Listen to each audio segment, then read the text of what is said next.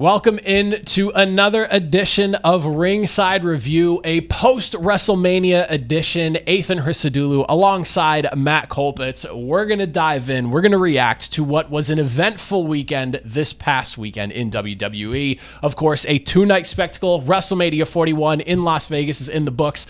Matt, if I could ask you off the top, if you were to describe WrestleMania in a very short and sweet way, how would you describe it?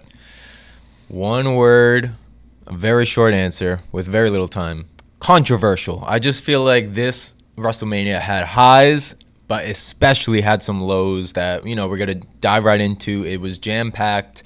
I had some feel-good moments, but also some moments where I was just like literally asking why. So, controversial. Yeah, I feel like if I was to give you a one word, why might be a good one as well. There was a lot of things that came out of this weekend, like you said, that I did enjoy. Don't get me wrong. Don't want to sound like we're coming off too negative right out of the gate here, but the way the opening match of night one finished, the way the ending of night two finished, but also the highs I got sandwiched in between. The start of night two was awesome. The ending of night one was awesome.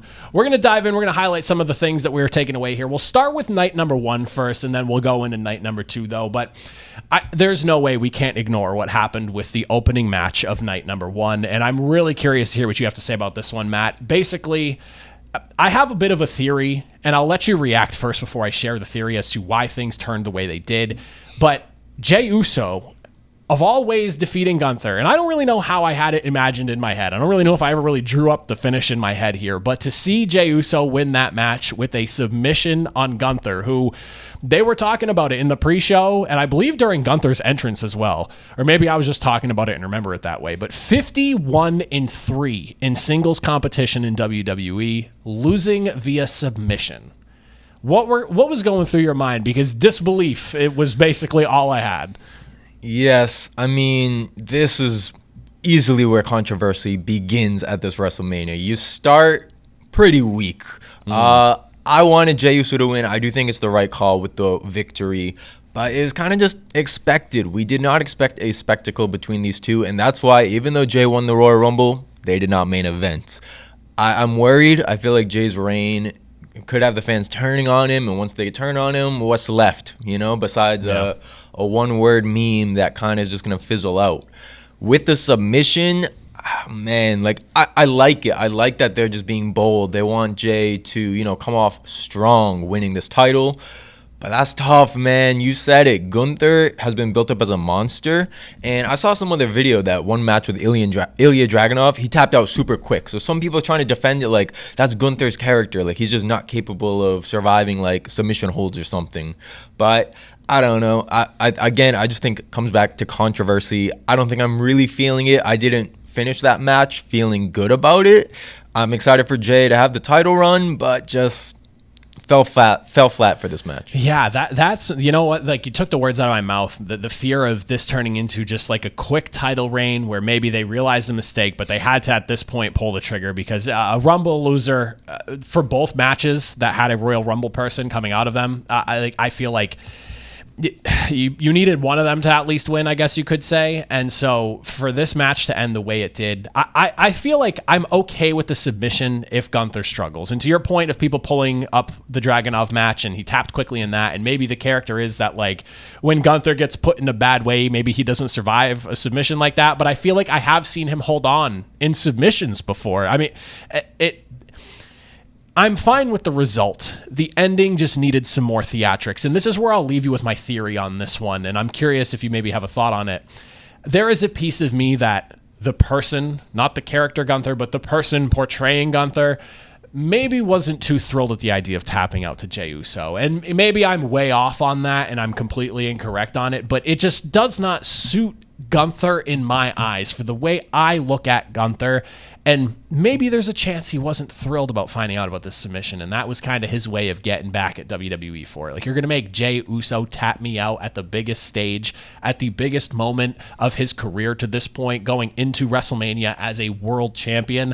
Like, maybe there's a little bit of that. Maybe I'm reading too much into it, but like there's got to be something between the lines that we may never find out that gave us the result that we did, because the submission is not really what bothers me. It's just how fast the submission came at the end of the day. Like, I like what you said about it being a bold decision. I like bold, but I like bold to make sense. And for me, Gunther's struggling and fighting to his last breath before he's either tapping out, or even in a more fun way, maybe Jey Uso really locks it in and he passes out and loses that way, so he never has to submit, you know? Like, that maybe would have been a better angle that I would have been happier with. But, like, I'm fine with the result. I wanted Jey to win. It makes sense. But there is some danger with maybe this turning into a reign where the crowd turns on him because they're just unhappy with how he got the title to begin with.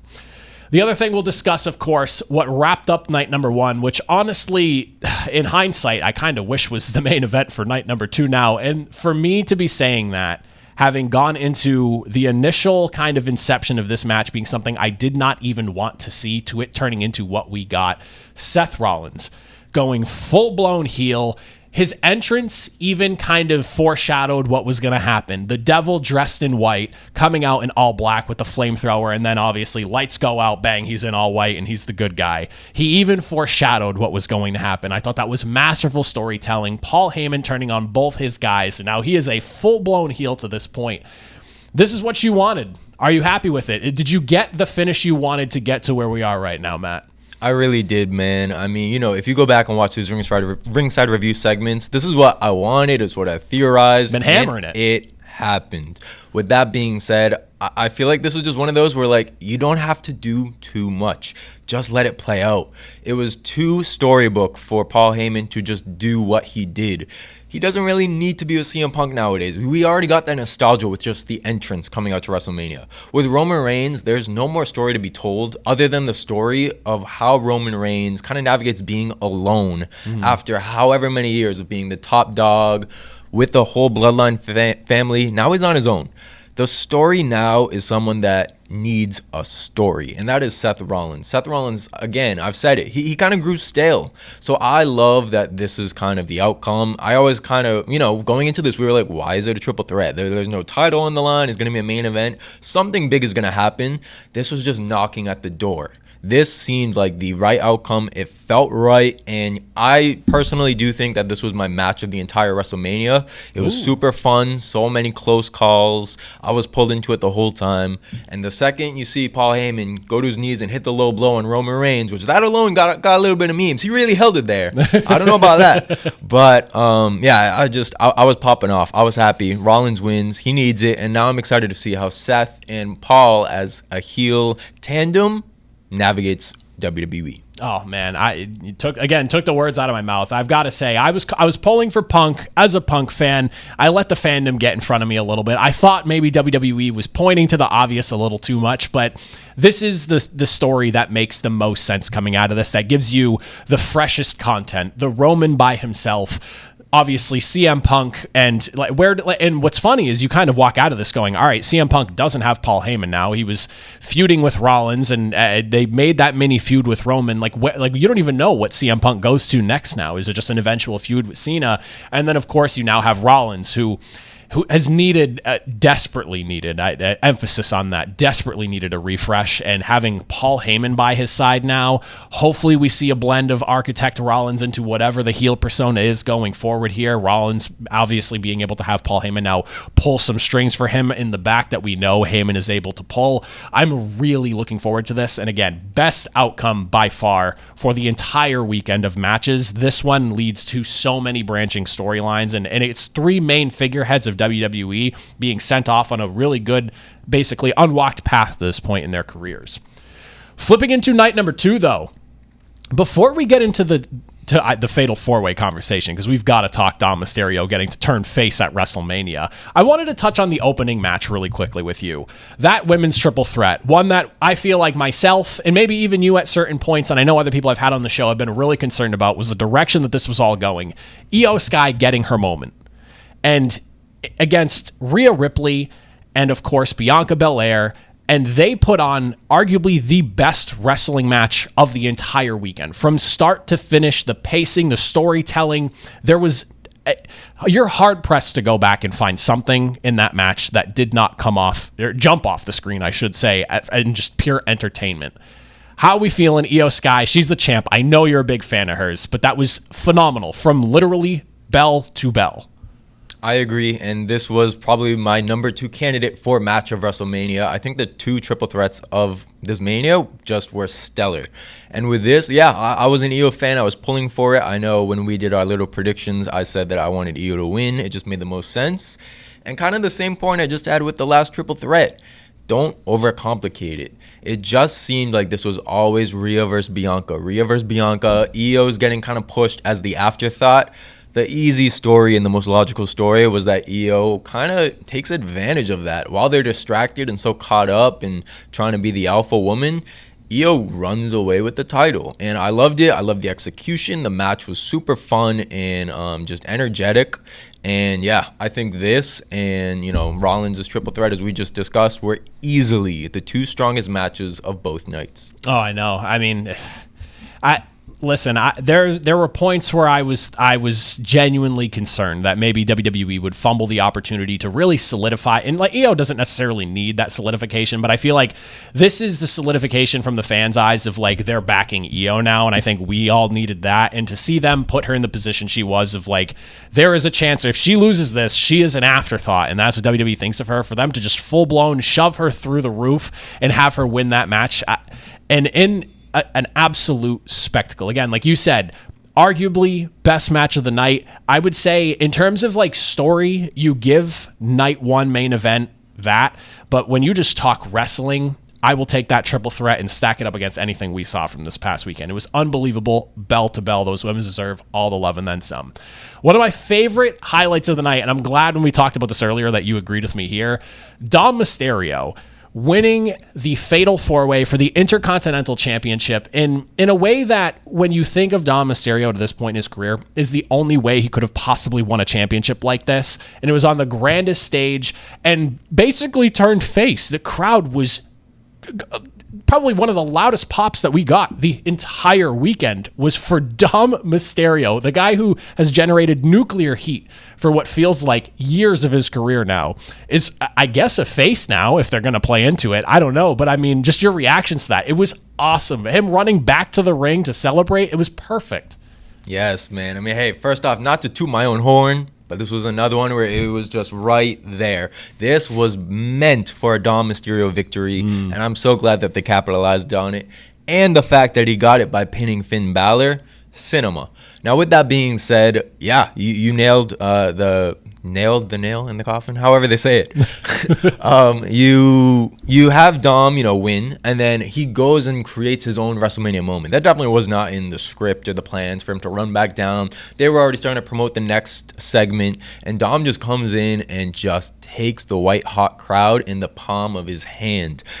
He technically didn't even have a face turn. He still kind of stole a victory in this match. And I did watch a little bit of the post-show, and Dom was out there still talking like a heel. He was saying he's already the best Intercontinental Champion of all time. He's already better than his father, Rey Mysterio. Typical heel talk, as you would expect from him. But this is one of those situations where, I don't know, you have won the crowd. You got it in WWE. Yeah. And I feel like that's one of those things where most recently, I guess you could kind of compare it to like John Cena turning heel and then still getting cheers. You're like, we're not going to boo you, like you're still the GOAT. We're still going to love you, whatnot. So I remember the first night he had a promo, he was still getting endless cheers.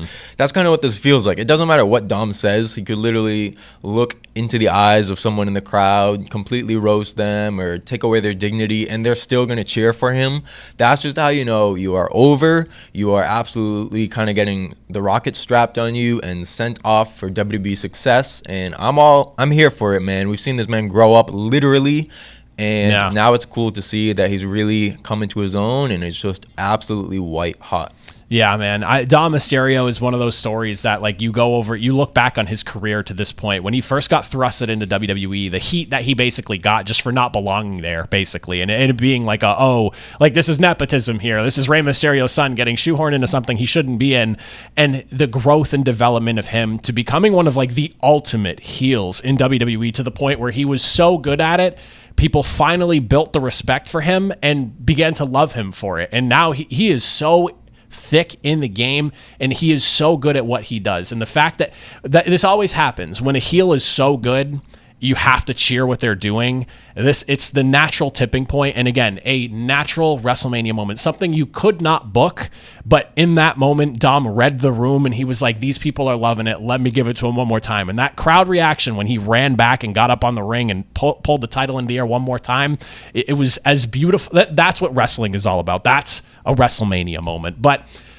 as far as moments go, they're not always perfect. And unfortunately, WrestleMania 41 ends in what some people would consider disaster. It was the result a lot of us wanted, but it was definitely not the road we wanted to get there. I think we should talk about the grand scheme. I feel like I've seen a lot of people discussing just not being happy about it, but let's kind of look at the bigger picture of this. What went wrong here? Was this The Rock trying to set something up that maybe is further down the road? Is this poor planning, them maybe thinking he could be there or not being sure he could be there, and ultimately you have Travis Scott at Elimination Chamber to give you a way out at Mania? Is this John Cena already ruining wrestling before he even officially started to ruin wrestling, as he's claiming he's going to do beginning on Monday Night Raw? Like, how did we get to this point where we had Travis Scott being the main antagonist to turn the tide at WrestleMania? Oh, man. I don't know. I just don't know. And when I say controversy earlier, this is where it applies most. Even over a Jey Uso victory in controversial fashion, even over Logan Paul getting a victory at WrestleMania, even over whatever other moment you want to look at from this show, this is number one. This is the number one most controversial moment where it's like, yes, Cena got his 17th title, but at what cost? At the end of the day, it does feel like he's definitely ruined wrestling. But to me, I don't know. It feels like a little bit of an excuse. It feels like this gives an excuse for a lazy storyline, and something's off. Something's off. I don't know if it's like The Rock was supposed to be way more heavily integrated and he just isn't. Too busy. That ruined it all. I don't know.